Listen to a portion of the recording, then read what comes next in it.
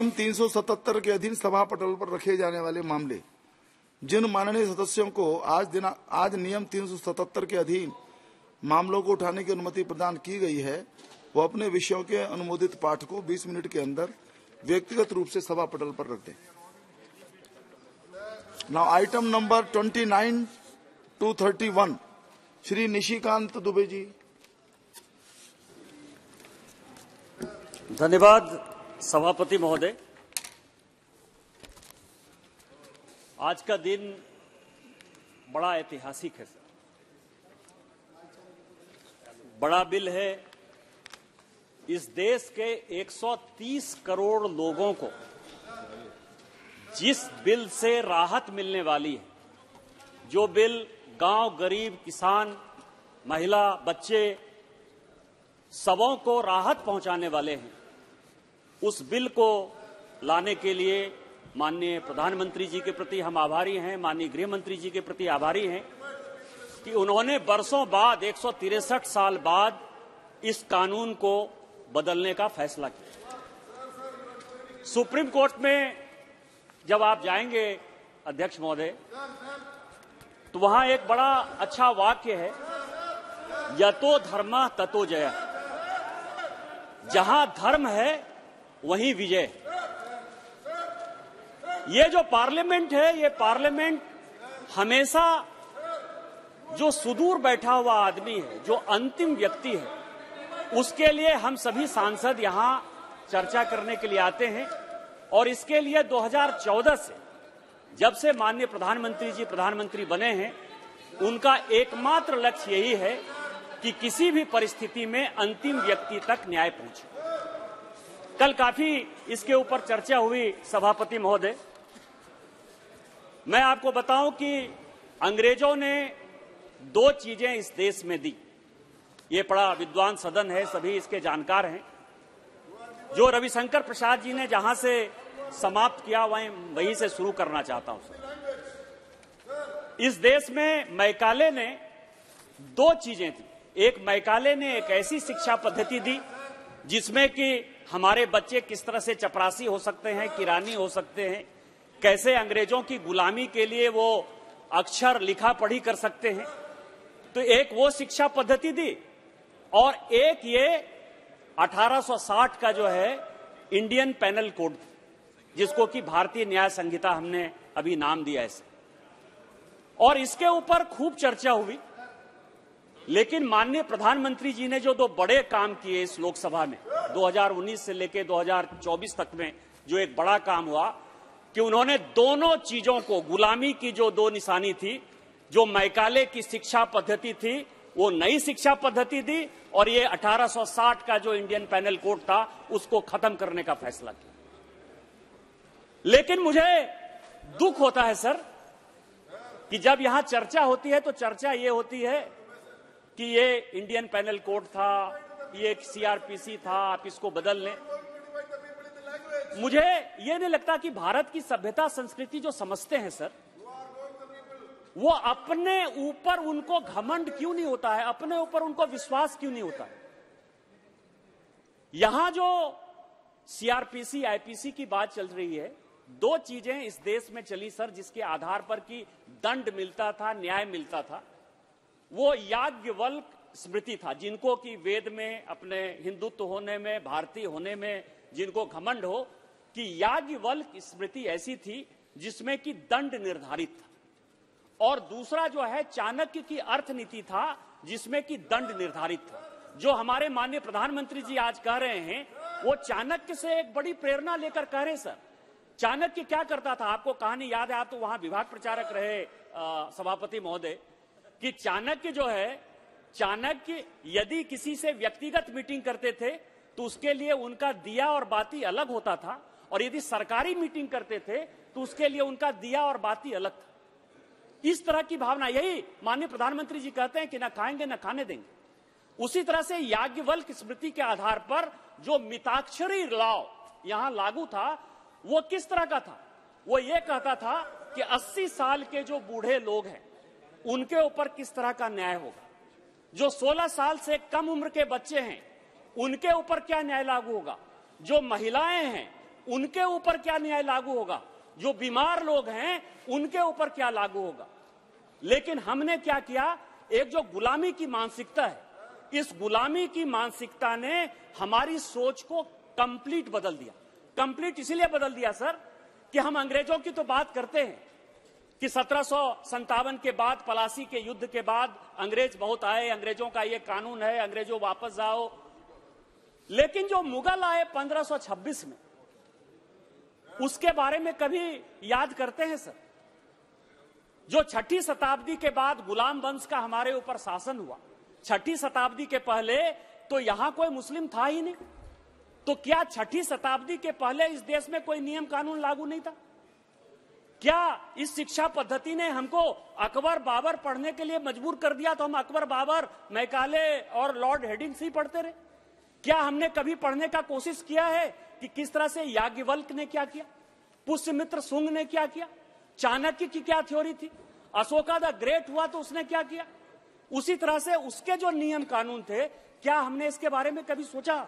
अध्यक्ष महोदय, तो मैं आपको यह बता रहा हूं कि माननीय गृह मंत्री जी ने 158 मीटिंग के अलावा हमारी ही सरकार, जिसको कि लगता है कि हमारी सरकार डेमोक्रेसी में बिलीव नहीं करती, बुलडोज करती है, अपोजिशन को सामने नहीं आने देती, उसके जानकारी के लिए मैं बता दूं कि हमारी सरकार में ही इतना दम था कि जिस बिल को हमने यहां इंट्रोड्यूस किया अध्यक्ष महोदय, और लगा स्टैंडिंग कमेटी में जाने के बाद कि इसमें और भी चेंजेस की आवश्यकता है, और स्टैंडिंग कमेटी ने, जिसमें सारे पॉलिटिकल पार्टी के लोग थे, उन्होंने जब कहा कि इस बिल को और बदलने की आवश्यकता है, तो उस बिल को हमारी सरकार ने वापस लिया और एक नए बिल के साथ हम आए, जिसमें कि स्टैंडिंग कमेटी के जितने भी रिकमेंडेशन थे उसको हमने जो है इंक्लूड किया। सर, जब स्टैंडिंग कमेटी में मैं गया तो 3 पुलिस अफसर, ब्रिजलाल जी जो इसके अध्यक्ष थे, और कल जो 2 लोगों का आपने भाषण सुना, इस एक्ट में क्या क्या चेंज हुआ है और क्या क्या अच्छा बात है मैं बताना चाहता हूं सर। सत्यपाल जी और बीडी राम, ये 3 जो है डीजीपी रहे, बड़े अपराइट अफसर हैं, इन्होंने बड़ी मेहनत की। कल इनके भाषण को भी सुना और मैं स्टैंडिंग कमेटी में जब था तब उसको सुना सर। ये लोग ये कह रहे हैं कि पुलिस को जो है अधिकार देना चाहिए, पुलिस के सामने जो एडमिशन आप लेते हैं, जो आप अपना बात कहते हैं, उसको जो है कोर्ट माना जाए, 164 का स्टेटमेंट माना जाए। लेकिन हमारी सरकार माननीय मोदी जी के नेतृत्व में, माननीय गृह मंत्री जी के नेतृत्व में, वो इतनी कमिटेड है, उसका कहना है कि ये आम लोगों की सरकार है, जनता की सरकार है, हम पुलिस राज नहीं लागू कर सकते। और इसलिए मैं ये बातें कह रहा हूं कि वो अपने पुलिस के नजरिए से बोलते हैं, मैं अपने व्यक्तिगत नजरिए से बोलता हूं सर। मैं गया चुनाव में, और ये सभी एमपीज को जानने वाली बात है कि जब मैं 2009 में चुनाव में गया तो मेरे ऊपर या मेरे किसी परिवार के ऊपर, ना नाना के तरफ से ना दादा के तरफ से, 7 पुश्त में एक भी केस नहीं था। 2009 में मैं जब ने नॉमिनेशन फाइल किया सर, तो 2009 में मैं कहता था कि मैं एक ऐसा कैंडिडेट हूं जिसके ऊपर एक एफआईआर नहीं है। मेरे सामने जो कैंडिडेट हैं उनके ऊपर मर्डर के, ट्रीजन के, लूटमार के, हत्या के, चोरी के, डकैती के सभी केस। लेकिन जिस दिन मेरा चुनाव खत्म हुआ, और बीडी राम साहब यहां बैठे हुए हैं, तत्कालीन डीजीपी थे जब मैं चुनाव लड़ने के लिए गया था, बड़े अपराइट अफसर हैं, इनके ऊपर एक फिल्म गंगा जल बन चुकी है सर, मेरे जिले के ये एसपी रहे 1980 में। जब चुनाव जिस दिन खत्म हुआ अध्यक्ष महोदय, उस दिन मेरे ऊपर और मेरे पत्नी के ऊपर 307 का केस था। पहला केस जो मेरे ऊपर आया वो अटेम्प्ट टू मर्डर का हुआ। उल्टा मेरी ही गाड़ी जलाई गई, मेरी गाड़ी को आग लगा दिया गया, एसपी वहां खड़ा था।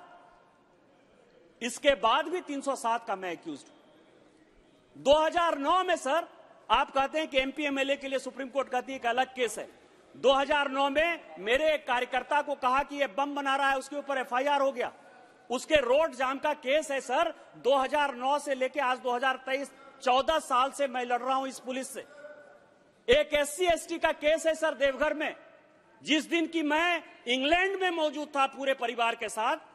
आप ये समझिए, उसके बाद भी कहा गया कि मैंने जाकर किसी को गाली दे दी। क्या इस तरह के चेंजेस नहीं होने चाहिए? क्या 0 FIR नहीं होना चाहिए? क्या EFIR नहीं होना चाहिए? क्या पुलिस को जो है उस अधिकार से आम लोगों को बचाने के लिए, यदि इस एक्ट में माननीय प्रधानमंत्री और गृह मंत्री जी ने ये आमूलचूल परिवर्तन किया है, तो क्या आम जनता को राहत देने के लिए नहीं किया है? जिस पुलिसिया राज में सांसद तक सुरक्षित नहीं है, जिस पुलिसिया राज में कोई अच्छा आदमी, डॉक्टर, प्रोफेसर, इंजीनियर तक सुरक्षित नहीं है, क्या उसमें हम पुलिस राज बना देंगे? इसके लिए मैं माननीय प्रधानमंत्री जी का और गृह मंत्री जी का धन्यवाद देना चाहता हूं कि वो किसी दबाव में नहीं आए और ये पुलिसिया राज से जो है मुक्त करने का ये बिल लेकर आए। जब नाश मनुष्य पर छाता है, पहले विवेक मर जाता है। ये विरोध क्यों? पूरा का पूरा अपोजिशन 2 वीक बड़े अच्छे से सांसद चलाता रहा। आज अपोजिशन के लोगों ने खुद ही ये निर्णय किया कि मुझे जल्दी से निकालो, मुझे जल्दी से निकालो। अभी भी जो ये 3-4 लोग हैं सर, जिस तरह से कागज फेंक रहे हैं, आपने कभी निर्णय सोचा कि इसके बारे में कि क्या कांग्रेस और उनके समर्थित पार्टियों का क्या उद्देश्य है? उद्देश्य यह है सर कि इनको कुछ नहीं करना है, क्योंकि इनको पता है कि मोदी है तो मुमकिन है, और मोदी इस तरह का काम करके चला जाएगा कि फिर इन लोगों को जो है वापस लौटने का कोई रास्ता नहीं होगा। आज मल्लिकार्जुन खड़गे साहब को जो है कल कैंडिडेट बनाया गया प्रधानमंत्री जी का। आप समझिए कि केवल लिप सर्विस किस तरह से कांग्रेस करती है और किस तरह का माहौल पैदा करती है। अंबेडकर जी को जिस कांग्रेस ने की हराया, योगेंद्र मंडल जी को बांग्लादेश पाकिस्तान भगा दिया, बाबू जगजीवन राम को कांग्रेस छोड़ने के लिए मजबूर कर दिया, आज उसके लिए मल्लिकार्जुन खड़गे नजर आते हैं। उनको यह लगता है कि यह बिल यदि आ जाएगा तो शेड्यूल कास्ट, शेड्यूल ट्राइब को फायदा हो जाए। उनको यह लगता है कि कालेलकर कमेटी के बाद भी हमने ओबीसी रिजर्वेशन नहीं दिया, मंडल कमीशन के बाद भी ओबीसी रिजर्वेशन नहीं दिया, ओबीसी के जो अध्यक्ष रहे सीताराम केसरी जी, उनको हमने बेइज्जत करके कांग्रेस से निकाल दिया, फिर भी ओबीसी जातिगत जनगणना की बात करेंगे तो ये ओबीसी मूर्ख हैं। उनको लगता है कि ये जो बिल आ रहा है इसमें ओबीसी को फायदा होगा, इसीलिए वो उसका विरोध कर रहे हैं। मैं पार्लियामेंट की बात करता हूं। आप ये समझें कि इनको सीआरपीसी, आईपीसी, भारतीय न्याय संहिता, भारतीय नागरिक सुरक्षा संस्था, भारतीय एविडेंस एक्ट में जो समस्या नजर आ रही है कि 130 करोड़ लोगों को राहत आएगी, उसमें उन्होंने पार्लियामेंट का विषय, और मैं ये सारे लोगों के, चूंकि अध्यक्ष जी ने पत्र लिखा है इसलिए जानकारी देना चाहता हूं कि पार्लियामेंट की जो उस दिन की घटना है वो 27वीं घटना है। माननीय अध्यक्ष जी ने 17 घटनाओं का जिक्र किया है, 10 घटनाओं का जिक्र मैं कर देता हूं। 1960 का सवाल हो, 1962 का सवाल हो, 1964 का सवाल हो, 1966 का सवाल हो, 1971 का सवाल हो, वहां से लेके लगातार कांग्रेस के लोग रहे और कांग्रेस के लोग यहां कभी भी पार्लियामेंट में किसी अपोजिशन पार्टी ने, चाहे वो जनसंघ हो, चाहे वो भारतीय जनता पार्टी हो, चाहे उस वक्त की जनता दल हो, कभी किसी ने पार्लियामेंट रोकने का प्रयास नहीं किया, क्योंकि संसद जो है, संसद का जो लॉ एंड ऑर्डर है, इसको मैनेज करने का जो अधिकार है वो केवल और केवल लोकसभा अध्यक्ष, लोकसभा सेक्रेटेरिएट को, और लोकसभा अध्यक्ष और लोकसभा सेक्रेटेरिएट पर इस सदन में कभी चर्चा नहीं हुई। लेकिन पहली बार ऐसा है सर, क्योंकि यह बिल आ रहा था और यह बिल आम गांव, गरीब, किसान, महिला, दलित के सम्मान के लिए आ रहा था, इस बिल को किसी तरह से नहीं पास करें, इसके लिए ये विरोध की राजनीति कांग्रेस कर रही है और नहीं मुद्दे को वो मुद्दा बनाने की कोशिश कर रही है। ये इसका सवाल है सर। मैंने देखा डिसेंट, नोट ऑफ डिसेंट, जिसके ऊपर बहुत कम चर्चा हुई। आप मानसिकता समझ सकते हैं सर कि कांग्रेस और उसके अपोजिशन की क्या मानसिकता है। उन्होंने नोट ऑफ डिसेंट दिया है। नोट ऑफ डिसेंट उन्होंने 3-4 विषय पर दिया है इस बिल पर, जिससे कि आपको लगेगा कि वो विरोध क्यों कर रहे हैं। एक उन्होंने नोट ऑफ डिसेंट दिया सर कि ये जो भारतीय न्याय संहिता है, भारतीय नागरिक सुरक्षा संहिता है और भारतीय साक्ष्य बिल है, ये जो है हिंदी में है। नॉर्थ और साउथ का डिवाइड, मतलब देश को बांटने के लिए, पाकिस्तान और भारत के बांटने के बाद भी आज उनको खुशी नहीं है कि भारत यूनाइटेड है, भारत मजबूत है और माननीय प्रधानमंत्री जी के नेतृत्व में भारत आज विश्व की सबसे बड़ी ताकत बनने के लिए तैयार है। यह उनको मंजूर नहीं है सर। उन्होंने कहा कि यह हिंदी है।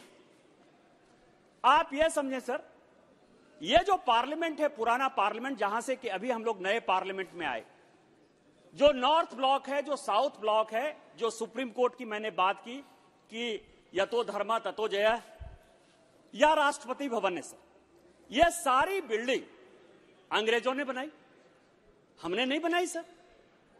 आज हम भले नए बिल्डिंग में आ गए, माननीय प्रधानमंत्री जी ने यह नया बिल्डिंग दिया।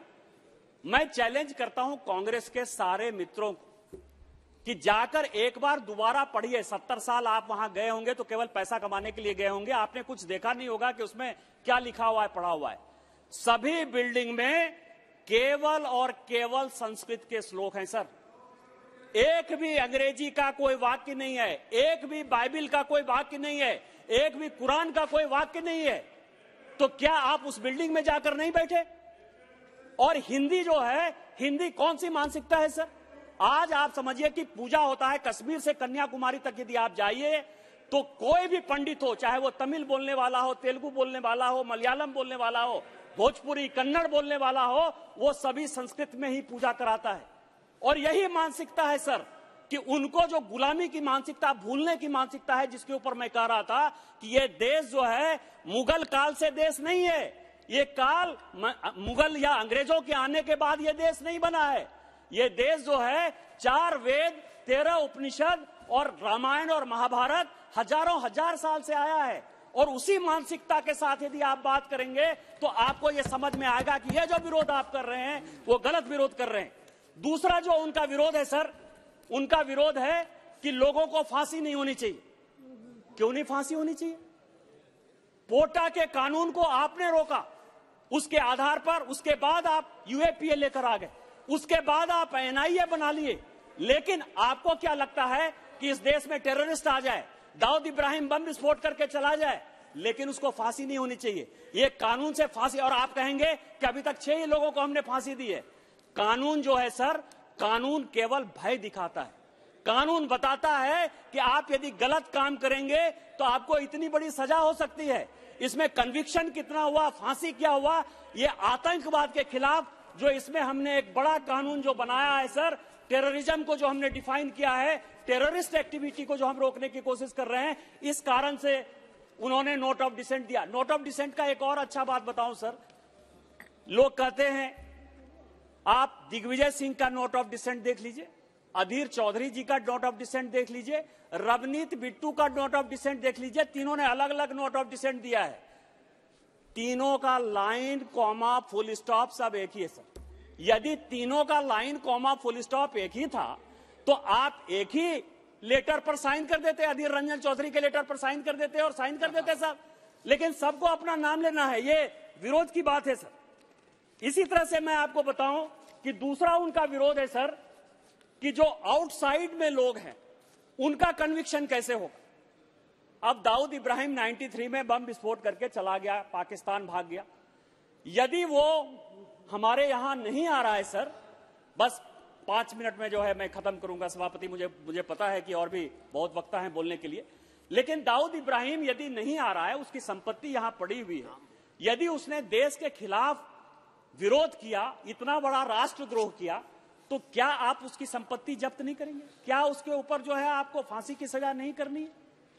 इसके लिए वो विरोध करते हैं। यदि विजय माल्या चला गया, नीरव मोदी चला गया, यदि वो चला गया और हमारे यहाँ के बैंक को जो है वो खाली खोखला करके चला गया, आम लोगों को परेशान करके चला गया, तो क्या आपको नहीं लगता कि उसको कन्विक्ट करें? वो कहीं यदि भाग गया तो उसको कन्विक्शन नहीं होना चाहिए? उसका विरोध है सर कि आप इस तरह का काम नहीं करिए, इससे एफडीआई नहीं आएगा, चीजें नहीं आएगा। मैं केवल बता रहा हूं कांग्रेस की मानसिकता, हिंदी के विरोध की मानसिकता है, टेररिस्ट मानसिकता है, आउटसाइड इंडिया में जो लोग रहते हैं, ये उन्होंने नोट ऑफ डिसेंट में दिया है सर। मैं कोई नई बात आपको नहीं बता रहा हूं। दूसरा सवाल है, कई एक लोगों को मैं जानकारी दे दूं कि ये सरकार ऐसी है जो आम लोगों के लिए चिंतित है। हमारी तरफ से भी वक्ता बोलते रहे काफी कि अडल्ट्रेशन पर यह होना चाहिए, आंदोलन पर यह होना चाहिए। कई एक एक्ट ऐसे हैं जो स्पेशल एक्ट, एडल्ट्रेशन का अलग से एक्ट है, उसमें फांसी तक की सजा है, आजीवन कारावास की सजा है। इसीलिए आईपीसी में यदि ये धारा इस तरह से है तो इसमें आपको भारतीय न्याय संहिता में बहुत परेशान होने की आवश्यकता नहीं है सर। और चौथा जो उनका विरोध है सर, जो मेन विरोध है, कि पुराना ही बिल है उसको कट पेस्ट करके जो है हमने डाल दिया। अब आप ये बताएं कि आजादी का ये 75 साल है, हमारे पहले भी यहां सांसद होते रहे, इस पार्लियामेंट में किस तरह की चर्चा होती है सर? किसी को रोटी चाहिए, किसी को कपड़ा चाहिए, किसी को मकान चाहिए, किसी को स्वास्थ्य चाहिए। उसी तरह से महिलाओं के ऊपर यदि जुर्म होगा तो क्या सजा होनी चाहिए, गैंग रेप होगा क्या सजा होना चाहिए, टेररिज्म का होगा क्या सजा होना चाहिए। मैं आपको बताऊं कि कोई और भी अलग बातचीत हो सकती है क्या सर? हो सकती है। आर्म फोर्सेस के साथ हमारा बिहेवियर कैसा होना चाहिए, एडल्ट्री के साथ हमारा बिहेवियर कैसा होना चाहिए।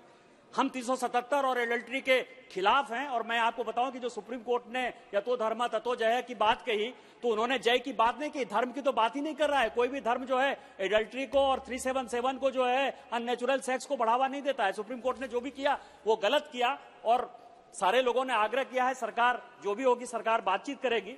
लेकिन मैं आपको बताऊं कि रोटी कपड़ा मकान स्वास्थ्य ही जब मेन विषय है तो कोई भी यदि सजा देनी होगी, मर्डर का जो सजा होगा, रेप का जो सजा होगा वो बराबर होगा। तो उसके लिए आप कहेंगे कि हमने जो है पुरानी बोतल में जो है नई शराब डाल दी या नई शराब जो है पुरानी बोतल में डाल दी। हम माननीय प्रधानमंत्री जी के और गृह मंत्री जी के शुक्रगुजार हैं कि उन्होंने जो मुगलों की निशानी थी, जो अंग्रेजों की निशानी थी, उसको मिटाकर भारतीय परंपरा को स्थापित करने के लिए ये बिल लाने का फैसला किया है, भारतीय मानसिकता के साथ कि हमारे यहां पिता का पुत्र के साथ, पत्नी के साथ, ज्वाइंट फैमिली में किस तरह का संबंध होता है वो लेकर आए हैं। अंत में मैं दिनकर की एक कविता के साथ माननीय प्रधानमंत्री जी और गृह मंत्री जी का जो है धन्यवाद देना चाहता हूं कि कह दे शंकर से आज कहे, क्योंकि मैं बाबा बैद्यनाथ के क्षेत्र से आता हूं सर, 12 ज्योतिर्लिंग के क्षेत्र से, कि कह दे शंकर से आज कहे, वो प्रथम दिव्य फिर एक बार कहे, सारे भारत में गूंज उठे हर हर बम बम का जयकारा, हर हर बम बम का जयकारा, और जो भारतीय सभ्यता और संस्कृति है वो फिर से कायम हो, 130 करोड़ लोगों को न्याय मिले। आपने मुझे वक्त दिया, इन्हीं शब्दों के साथ जय हिंद जय भारत। श्री असदुद्दीन ओवैसी जी। चेयरमैन